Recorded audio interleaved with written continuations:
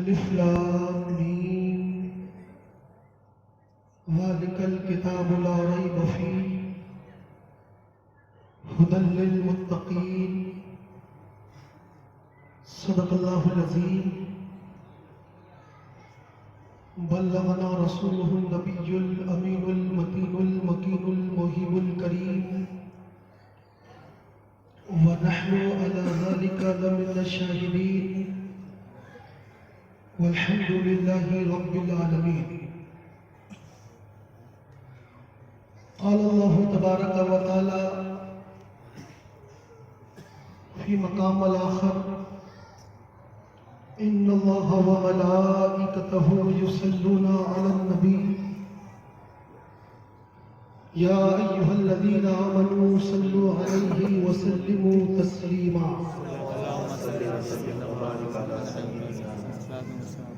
درود پاک پڑھ لیجیے. اللهم صل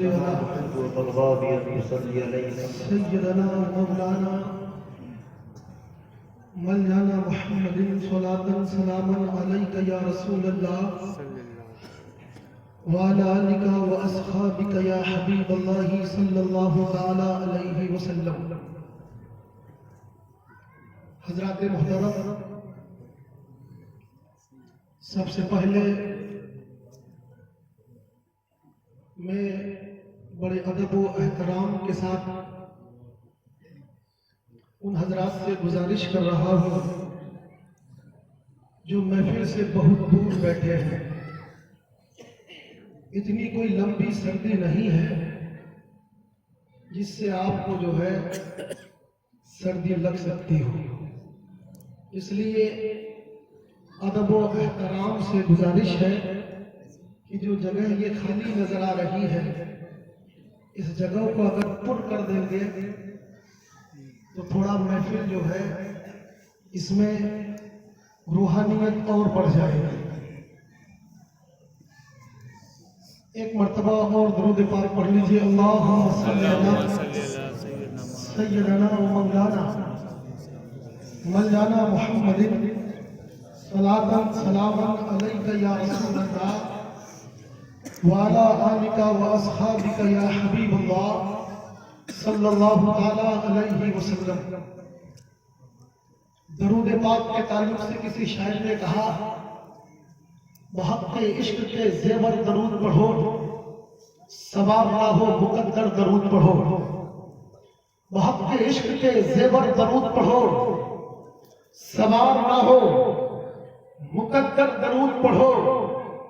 اتار دے گا خدا سر سے چادر سیاہ، اتار دے گا خدا سر سے چادر سیاہ، اس لیے تم اٹھتے بیٹھتے اکثر درود پڑھو.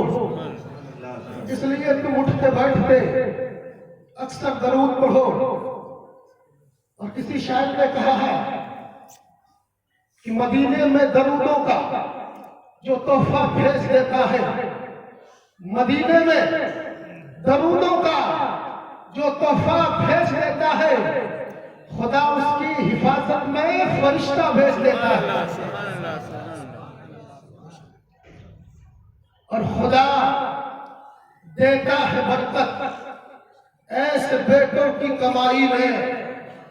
خدا دیتا ہے برکت ایسے بیٹوں کی کمائی میں جو اپنے ماں باپ کو مدینہ بھیج دیتا ہے، جو اپنے ماں باپ کو مدینہ بھیج دیتا ہے.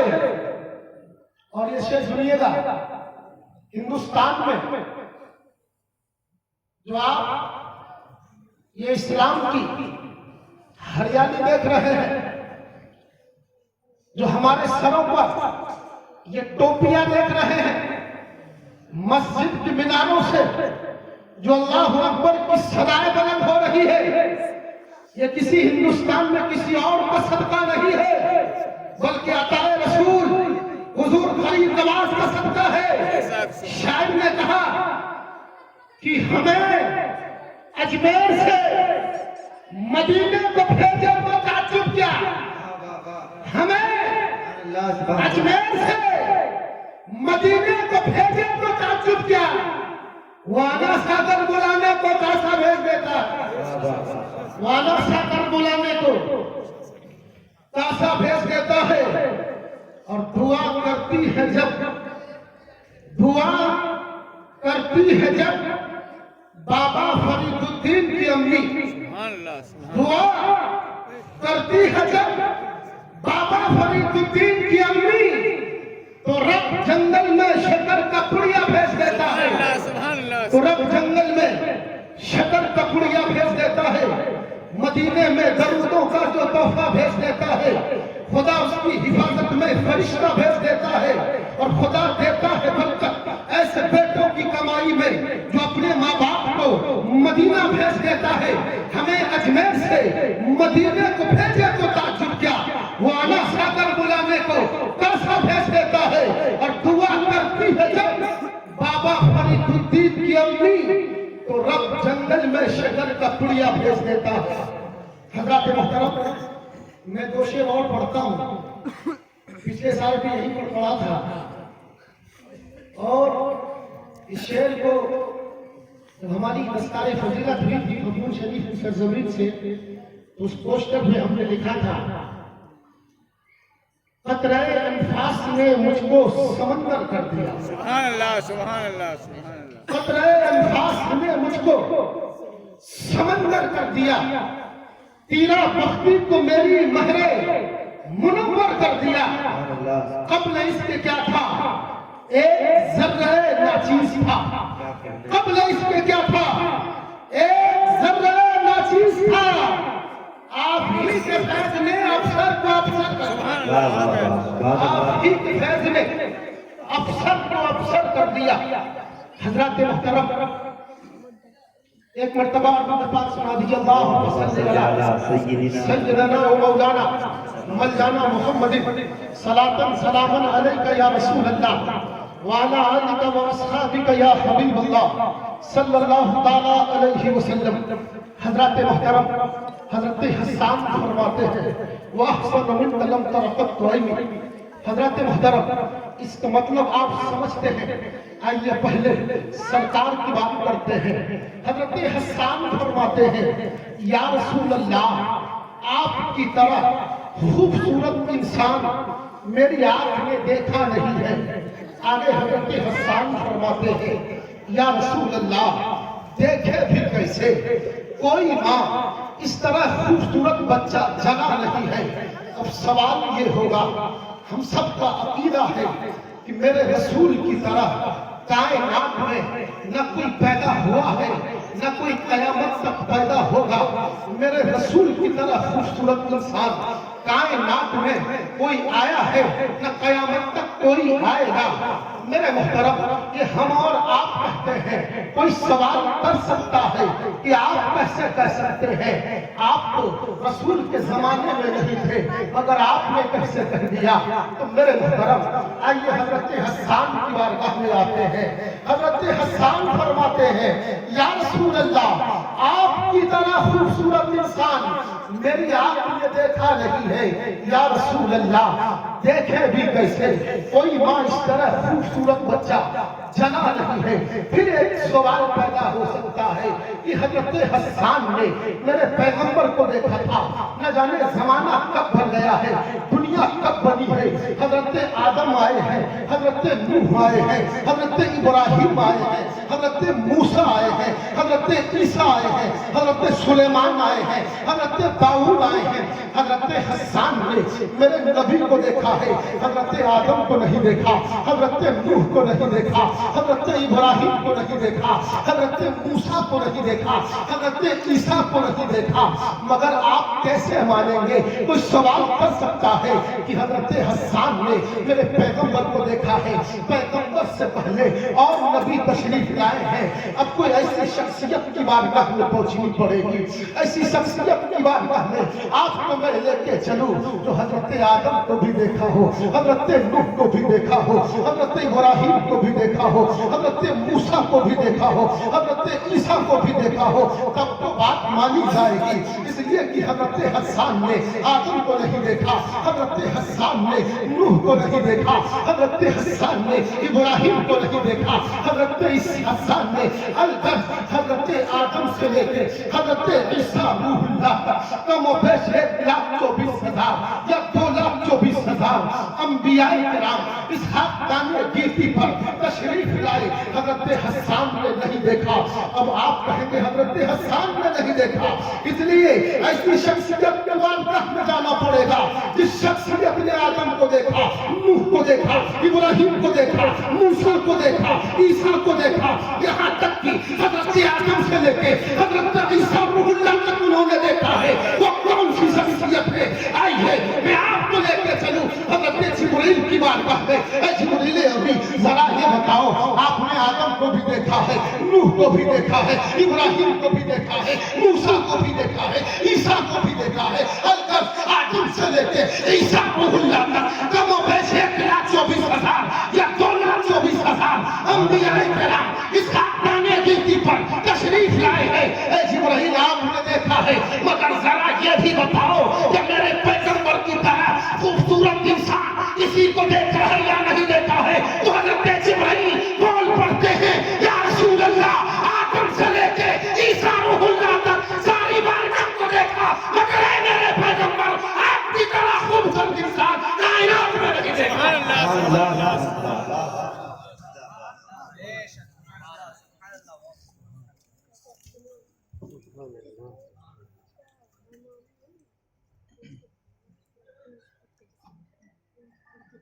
حضرات محترم،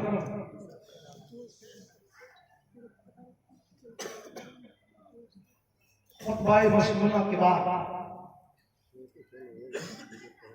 جس آیت کریمہ کی تلاوت کا شرف حاصل کیا،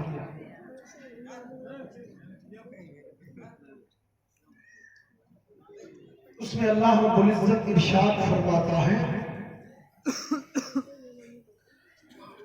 ذالک الکتاب لا ریب فیہ ھدی للمتقین، جس کے بارے میں آپ کو پتا ہے اللہ فرماتا ہے یہ وہ کتاب ہے جس میں شک کی کوئی گنجائش نہیں. میرے محترم، قرآن کہتا ہے شک کی گنجائش نہیں ہے، مگر قرآن کو ہر کوئی پڑھتا ہے ہدایت نہیں پاتا ہے. قرآن ہم بھی پڑھتے ہیں، قرآن اور بھی لوگ پڑھتے ہیں. ہونا تو یہ چاہیے تھا کہ کوئی شک نہیں ہے، شک کی گنجائش نہیں ہے، تو قرآن کو جو پڑھتا ہدایت پا جاتا. لیکن دیکھا گیا ہے کہ قرآن پڑھتا ہے ہدایت نہیں ملتی ہے. اب قرآن ہم بھی پڑھتے ہیں، قرآن وہ بھی پڑھتا ہے، قرآن اور کوئی پڑھتا ہے. قرآن پڑھنے سے ثواب ملتا ہے، قرآن کو دیکھنے سے ثواب ملتا ہے، قرآن کو سینے سے لگانے سے ثواب ملتا ہے، قرآن کو چھونے سے ثواب ملتا ہے. ہونا تو یہ چاہیے تھا جو قرآن پڑھتا جاتا ہدایت پاتا جاتا، مگر بات یہ ہے کہ قرآن کو تو پڑھتا ہے ہدایت نہیں پاتا ہے. تو قرآن سے سوال کیا جائے کوئی شک نہیں ہے، شک کی گنجائش نہیں ہے، مگر ہم نے دیکھا کہ اسی قرآن کو پڑھ کر بعض ہدایت پا جاتے ہیں، اسی قرآن کو پڑھ کر بعض گمراہ ہو جاتے ہیں. آخر بات کیا ہے؟ جب قرآن کو آپ پڑھیں گے تو قرآن آپ کو بتائے گا کہ ہر پڑھنے والوں کے لیے ہدایت نہیں ہے، ہر دیکھنے والوں کے لیے ہدایت نہیں ہے، ہر آنکھ سے دیکھنے والوں کے لیے ہدایت نہیں ہے، ہر چھونے والوں کے لیے ہدایت نہیں ہے. اب ہدایت کس کے لیے ہے؟ ہدایت کون پاتا ہے؟ کیا جو بھی قرآن پڑھ لیتا ہے ہدایت پا جاتا ہے؟ کیا جو بھی قرآن پڑھ لیتا ہے راہ راست پہ آ جاتا ہے کہ جو بھی قرآن پڑھتا ہے اس کو ہدایت مل جاتی ہے. تو نہیں میرے محترم، قرآن کو آگے پڑھیں. ذالک الکتاب لا ریب فیہ ھدی للمتقین. تو قرآن جواب دے گا کہ ہر کے لیے ہدایت نہیں ہے، ھدی للمتقین یہ ہدایت ہے متقین کے لیے. یہ ہدایت ہے متقین کے لیے. اب متقین کون ہے؟ متقی کسے کہتے ہیں؟ متقی کون لوگ ہیں؟ تو میرے محترم تفسیر پڑھیں گے تو آپ کو پتا چلے گا کہ قرآن سب کے لیے جو پڑھے ہدایت مل جائے ایسا نہیں ہے. ھدی للمتقین اس میں ہدایت ہے متقین کے لیے. اب متقین سے کون مراد ہے؟ متقین کہتے کسے ہیں؟ تو تفاسیر میں علماء فرماتے ہیں، مفسرین فرماتے ہیں کہ متقین سے مراد یہ اللہ کے ولی اولیاء اللہ ہیں. تو اب آپ کو معلوم ہوگا کہ قرآن کوئی بھی پڑھ لے ہدایت مل جائے ایسا نہیں ہے. قرآن کوئی بھی دیکھ لے ہدایت مل جائے ایسا نہیں ہے. قرآن کوئی بھی دیکھے ہدایت مل جائے ایسا نہیں ہے. اب پھر کیسا ہے؟ بات یہ ہے کہ قرآن ہدایت ہے متقین کے لیے. متقین سے مراد اللہ کے ولی ہے. آپ کو میں بتانا چاہتا ہوں، عقیدہ دینا چاہتا ہوں. اب جھگڑے میں نہ پڑھنا کہ کون نمازیں زیادہ پڑھتا ہے، کون کم پڑھتا ہے، کون حدیث زیادہ پڑھتا ہے، کون کم پڑھتا ہے، کون قرآن کی تلاوت زیادہ کرتا ہے، کون کم کرتا ہے، ادھر مساجد زیادہ ہے ادھر کم ہے، کون چلہ زیادہ کرتا ہے، کون کم کرتا ہے، کون جو ہے کبھی کبھی زیادہ پھرتا ہے، کون کم پھرتا ہے. اس کو نہیں دیکھنا ہے. مساجد کی کثرت کو نہیں دیکھنا ہے، مدارس کی کثرت کو نہیں دیکھنا ہے، علماء کی کثرت کو نہیں دیکھنا ہے، نمازی کی کثرت کو نہیں دیکھنا ہے، چلہ کرنے والوں کی کثرت کو نہیں دیکھنا ہے. اب دیکھنا کیا ہے؟ تو میں آپ کو بتاؤں، قرآن کہتا ہے یہ ہدایت ہے متقین کے لیے. متقین سے مراد ہے اللہ کے ولی. اب سمجھ لینا کہ اولیاء اللہ جس صف میں ہے، جس صف میں اولیاء اللہ ہے وہی ہدایت پر ہے. اب دیکھا جائے گا وہ غوث اعظم بھی ہمارے ہیں، غریب بھی ہمارے ہیں، سفیر دنیا بھی ہمارے ہیں، بزرگان فضول بھی ہمارے ہیں، اور جو ہے حضور رفیق الحسن بھی ہمارے ہیں.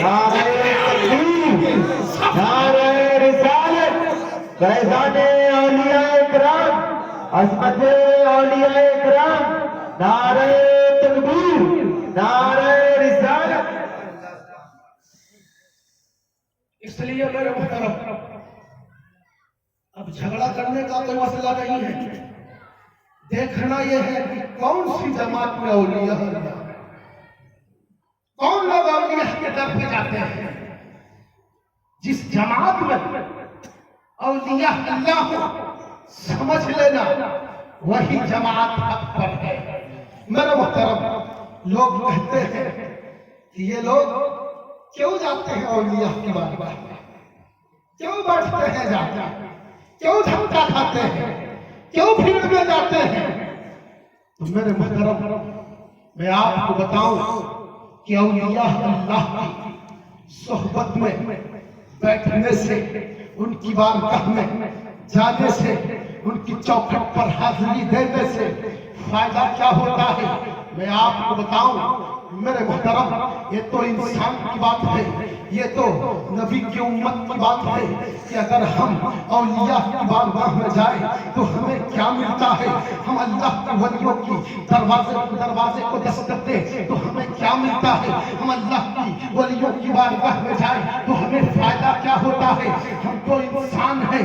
آپ تاریخ اٹھا کر دیکھیے، انسان کی بات نہیں کرتا ہوں، اگر جانور نے بھی اللہ کی ولیوں کی صحبت کو اختیار کر لیا تو اس کو بھی فائدہ مل جاتا ہے. آپ کو معلوم ہوگا، اصحاب کہف کا واقعہ معلوم ہوگا کہ اصحاب کہف میں ایک کتا تھا. وہ کتا جو ہے بنی اسرائیل کی اولیاء کے ساتھ ہو لیا.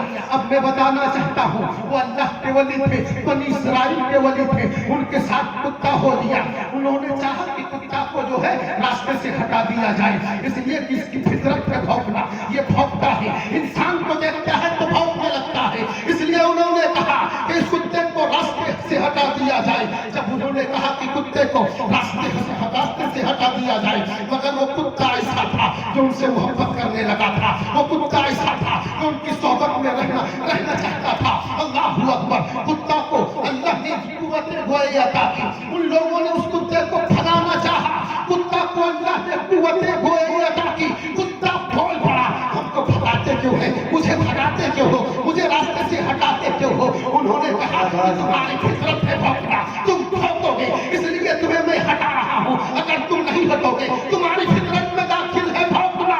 کتا نے کہا اگر آپ اپنی صحبت میں مجھے رکھ لو گے تو میں اپنی فطرت کو بدل دوں گا, اپنی عادت کو بدل دوں گا, اپنی فطرت کو بدل دوں گا.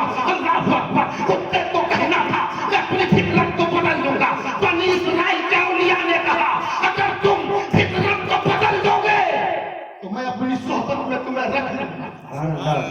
اگر تم فطرت کو بدلو گے تو میں اپنی صحبت میں تمہیں رکھ لوں گا.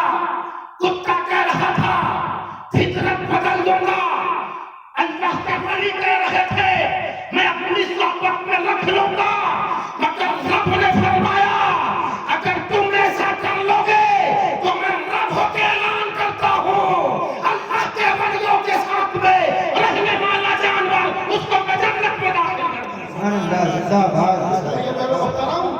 یہ کہتے ہیں کہ اولیاء کی صحبت میں بیٹھنے سے کیا فائدہ ہوتا ہے, اولیاء کی صحبت میں بیٹھنے سے کیا ملتا ہے, اولیاء اللہ کی صحبت میں بیٹھنے سے فائدہ کیا ہوتا ہے.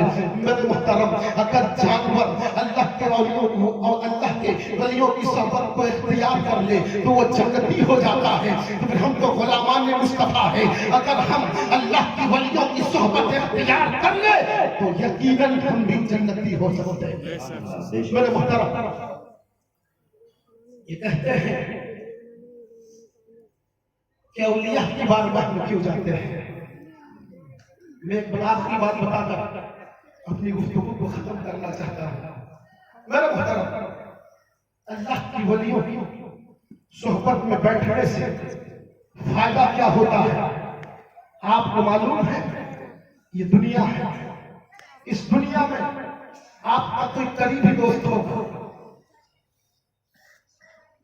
آپ کسی کو دل اور جان سے چاہتے ہو, کوئی آپ کا دوست ہوگا, کاروبار کی بنیاد پر کسی کو دوست بنائے ہو, کوئی شہرت کی بنیاد پر آپ کا دوست بن گیا, کوئی اور کسی بنیاد پر دوست بن گیا. لیکن میرے محترم, کل قیامت کا میدان ہوگا, کوئی بھی دوست آپ کا ساتھ نہیں دے گا. قرآن کہتا ہے کل قیامت کے میدان میں تمہارے قریبی دوست تمہارے دشمن ہو جائیں گے, تمہارے قریبی دوست تمہارے دشمن ہو جائیں گے. جس کو تم دل و جان سے چاہتے تھے, جس کو تم ساتھ کھانا کھلاتے تھے, جس کے ساتھ تم اٹھتے بیٹھتے تھے, وہ بھی تمہارے دشمن ہو جائے گا. اب سوال یہ ہوگا کہ قیامت کے میدان میں کون دوست کام آئے؟ سب دشمن ہو جائیں گے. جو شہرت کے بنیاد پر دوستی کیا وہ بھی دشمن ہوگا, جو کاروبار کی بنیاد پر دوستی کیا وہ بھی دشمن ہوگا, جو آپ دولت کی بنیاد پر دوستی کیا وہ بھی دشمن ہوگا, جس کے ساتھ اٹھتے بیٹھتے تھے وہ بھی دشمن ہوگا. مگر دوست کون ہوگا؟ تو قرآن کہتا ہے الا المتقین, الا المتقین. کل قیامت کے میدان میں سب تمہارے ساتھ چھوڑ دیں گے, مگر اگر آپ کسی متقی کو دوست بنائے ہیں, کسی اللہ کے ولی کو دوست بنائے ہیں, تو میرے محترم کل قیامت کے میدان میں وہ آپ کے کام آ جائیں گے, وہی سے کام آ سکتے ہیں. قرآن کہتا ہے الا المتقین, یہ متقی جو ہے, یہ اولیاء اللہ جو ہے, یہ آپ کے کام آ جائے گا. اس لیے میرے محترم, آپ بڑے خوش نصیب ہیں کہ آپ ایک ایسے ولی کے ہاتھ میں ہاتھ دیے ہیں جن کا شب و روز آپ دیکھتے ہیں کہ نہیں دیکھتے ہیں؟ میں ابھی ایک جلسے میں کہہ رہا تھا کہ حضرت کی بارگاہ میں اگر کوئی کینسر والا آیا، حضرت نے پھونک دیا تو وہ بھی شفا یاب ہو گیا۔ کوئی اندھا آیا، حضرت نے پانی پڑھ دیا تو وہ بھی شفا یاب ہو گیا۔ مگر میرے محترم یہ تو الگ کی بات ہے، اللہ کا ولی وہ ہوتا ہے جس کا کوئی بھی قدم شریعت کے خلاف کبھی نہیں اٹھتا ہے، کوئی بھی قدم شریعت کے خلاف نہیں اٹھتا ہے۔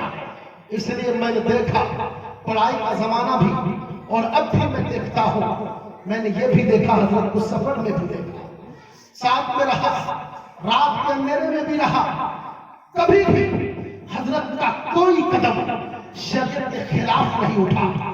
کوئی واجب اور فرائض تو دور کی بات ہے، جو حضرت کے معمولات ہے وہ بھی کبھی ترک نہیں ہوتا ہے۔ میرے محترم ایک بات میں نے دیکھا کہ بہت سردی پڑ رہی تھی، بہت زیادہ سردی تھی، رات میں کئی سفر سے آئے، حضرت حاجت کے لیے تشریف لے گئے۔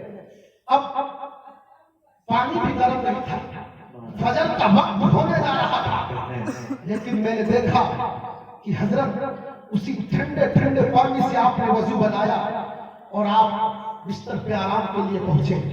میں سوچنے لگا کہ فجر کا وقت بالکل تھوڑا سا وقت بچا ہوا ہے، اگر کوئی ہوتا کہ چلو ابھی تھوڑی دیر کے بعد فجر کا وقت آنے والا ہے، وضو بنانا ہی پڑے گا، نماز پڑھنی پڑے گی، لیکن معمولات میں سے ہے کہ آپ ہمیشہ باوضو سوتے ہیں، اس لیے آپ نے اس ٹھنڈے پانی سے وضو بنایا اور آپ بستر پر تشریف لے گئے۔ بڑے خوش نصیب ہے آپ حضرات میرے محترم، اس لیے آپ کیسے محبت کرنی چاہیے۔ ایک بات اور بتا کر اپنی گفتگو ختم کرتا ہوں۔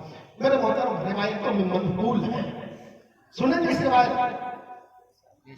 بول دیجیے یا رسول اللہ۔ روایتوں میں منقول ہے کہ ایک بزرگ اپنے کسی ایک مرید، پیر صاحب اپنے کسی ایک مرید کو بہت چاہتے تھے، تو اور جو مریدین تھے انہوں نے سوچا کہ یار یہ تو بہت چاہتے ہیں ان کو، ہم لوگوں کو کیوں نہیں چاہتے ہیں؟ بات کیا ہے، راز کیا ہے؟ حضرت کی بارگاہ میں سوال کیا۔ جب حضرت کی بارگاہ میں سوال کیا تو حضرت نے فرمایا کل آنا، اس کا جواب تمہیں مل جائے گا۔ اب سب لوگ پہنچے کہ جواب آج تو ملے گا کہ ان کو حضرت کیوں چاہتے ہیں، ان سے اتنی محبت کیوں کرتے ہیں، ان سے ان کا قلب کا تعلق کیوں ہے۔ سب لوگ جمع ہو گئے، اسی آستانے پر ایک نیم کا پیڑ تھا۔ حضرت نے فرمایا ایک ایک کر کے بلایا اور کہا فلاں اس نیم کے پیڑ پہ چڑھ جاؤ، آم توڑ کے لاؤ۔ اب جس کو بھی کہتا پیڑ کو دیکھتا، حضرت کو دیکھتا، حضرت فرما رہے ہیں آم توڑ کے لانا، یہ تو نیم کا پیڑ ہے، اس میں آم کیسے ملے گا؟ سب پریشان ہو رہے ہیں، پیچھے ہٹ رہا ہے۔ حضرت دوسرے سے فرما رہے ہیں، وہ بھی دیکھتا ہے، پیچھے ہٹ رہا ہے۔ تیسرے سے فرما رہے ہیں، وہ بھی دیکھ رہا ہے، پیچھے ہٹ رہا ہے۔ چوتھے سے فرما رہے ہیں، وہ بھی دیکھ رہا ہے، پیچھے ہٹ رہا ہے۔ اب ان کی باری آ گئی جن کو حضرت زیادہ چاہتے تھے، اب ان کی باری آ گئی جن سے زیادہ محبت کرتے تھے۔ آپ نے فرمایا فلاں چڑھ جاؤ، نیم کا پیڑ ہے، آم توڑنا ہے۔ سنتا ہے، حکم پاتا ہے، چڑھ جاتا ہے، نیم کے پیڑ پہ چڑھتا ہے، کبھی شاخ سے شاخ پہ جاتا ہے، کبھی ادھر سے ادھر جاتا ہے، کبھی ادھر سے ادھر جاتا ہے، آم نہیں مل رہا ہے۔ حضرت فرما رہے ہیں ارے کیا ہوا، ارے آم ملا ہے یا نہیں ملا ہے؟ اب مرید کا جواب سننا، عقیدے کو درست کرنا۔ مرید نے کہا، حضور نے کہا ہے تو ضرور ملے گا، حضور نے کہا ہے تو ضرور ملے گا، مگر حضور کو بصارت بھی عطا کر دیجئے جس بصارت کی بنیاد پر میں نیم کے پیڑ پہ چڑھ کے آم توڑ دوں۔ میرے محترم ایسی ہوتی ہے محبت، ہے کہ نہیں؟ اس لیے آپ لوگ بڑے خوش نصیب ہیں۔ اللہ کی بارگاہ میں دعا کرتا ہوں مولا تبارک و تعالی ہم سب کو حضرت کی سچی محبت عطا فرمائے. میرے بولنے میں جو غلطی ہوئی رب کی بارگاہ میں توبہ کرتا ہوں. استغفر اللہ ربی من کل ذنب واتوب الیہ. وآخر دعوانا ان الحمد للہ.